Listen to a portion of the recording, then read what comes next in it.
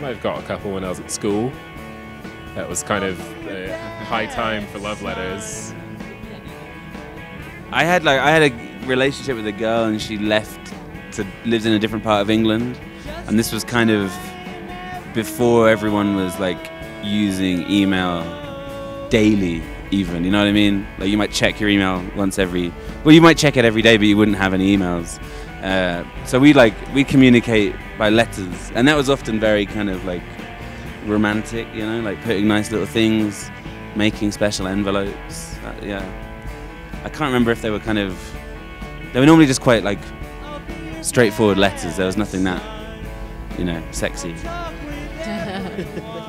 I don't ever really receive them, but I send a lot of postcards to my parents because I never see them.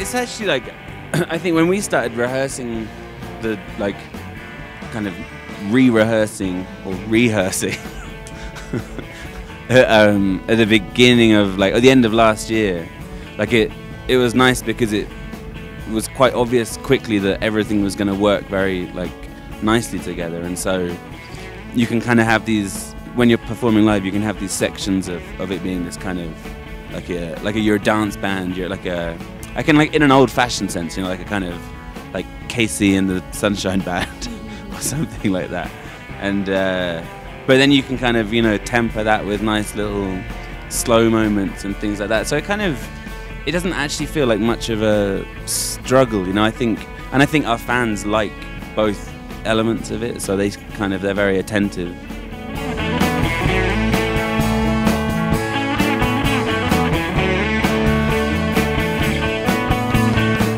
Well, I think we'd never do it. You'd never do that.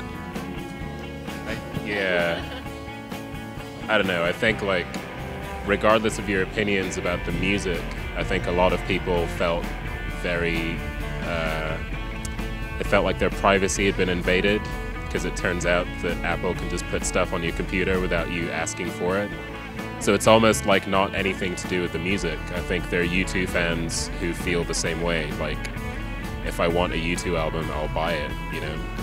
And I think that's why a band like us would never do it. And I think that's why all of the younger bands, I guess, understand. Like, your first question would be like, so hang on, it's just gonna arrive on people's computer, like whether they like it or not.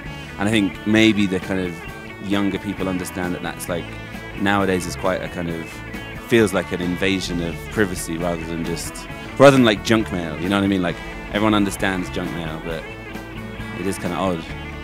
It's kind of like when you click on a website and it opens up and there's some music playing somewhere on it and you can't figure out where it is, and you're like, God, where is it?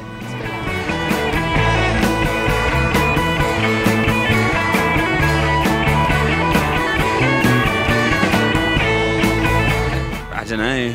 We're trying to work it out. Everyone's trying to work it out. I mean, I think